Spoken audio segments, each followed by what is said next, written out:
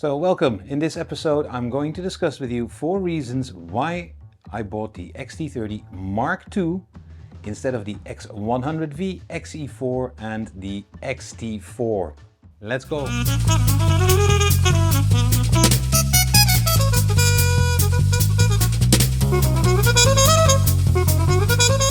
Reason number 1, simply put, is this XT-30 Mark II has exactly the same features as the XT4, XE4 and the X100V.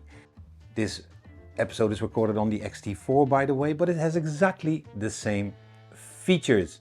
So it has a 26 megapixel sensor. It does have all the color simulations, so that means classic neg, Eterna bleach bypass. So you kind of get all of these added into it with black and white, of course. So I have the latest film simulations there. Reason number 2.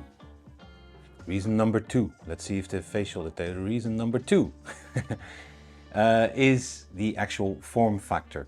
Yeah, I have the XT4 here. I recently purchased it. I think it's great for video, but I sold my XT2 as a result for this camera, and I'm kind of regretting it because the form factor, this camera is a bit more bulky, bigger grip.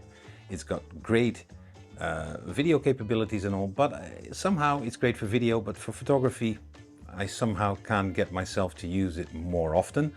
I then considered, as I had the X100V, which I really didn't like. You can see the episodes why. Somehow the camera didn't agree with me.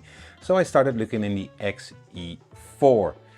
And I noticed that it's a very slimmed down kind of feature. They don't have the lovely button here anymore. Yeah, the one I deeply adore. It's kind of gone, and I thought, okay, then I need to buy a grip. There's no kind of real grip on it, so you have to buy this. And I thought, no, not really. Let's go for the XT20, but the latest version, which I started looking for the XT40, which happens to be the XT-30 Mark II.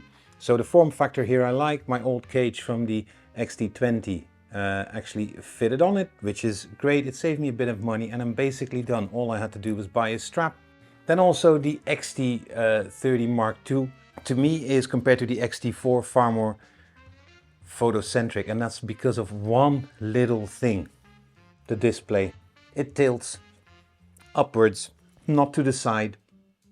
Whoever put out there that, you know, a side flippy screen is so much wanted. Yeah, if you're a videographer, I can imagine it. If you're a photography guy like I am, I really don't need it. That's one of the pet peeves I also have with the XT4. I really don't like the swivel screen, which means I have to continuously go through the viewfinder. That itself is not that bad, but it prevents me from some cool angles in, let's say, candid photography. And if you want to know what I normally do, go to www.paultakesphotos.com and you can see it. So it was also for me form factor. Yeah, that's a big thing. The 4th reason is price and availability.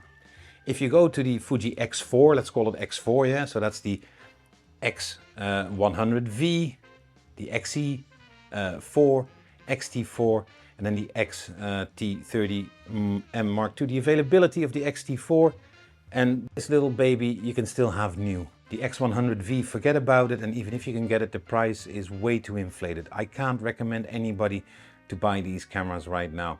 Then I thought the XE4. XE4 is sold out as well everywhere, and on the used market, because YouTubers are pushing the XE4 as the next thing to the XT4, you can't get it anywhere anymore, and if you do, it's the same used price as it was in retail. Now the XT4 I think is a very good value proposition when you're a hybrid shooter. I really think it is great in that way. You can get them used for $1,000 to $1,200 here in Europe, or new for about $1,400 or $1,500. Still a lot of money. I bought mine for $950 or something, or $1,000, which is good. The only thing you can get is the XT-30 Mark II new, and I got this on a deal for $799, and I think that's a pretty good deal. If you see that the X100F is going for €1,000, I think this is a pretty solid deal. So for me, it's also form factor, features, value for money. Wow, we're nearly there, right? And let me know what you think of this, yeah? If you have any of these cameras, or you're just somebody who keeps it to his old sacred XT20s and XT2s, that's fine as well. And then last but not least, it's the shooting experience. I love the XT2, for instance. I've sold it off. I kind of regret it.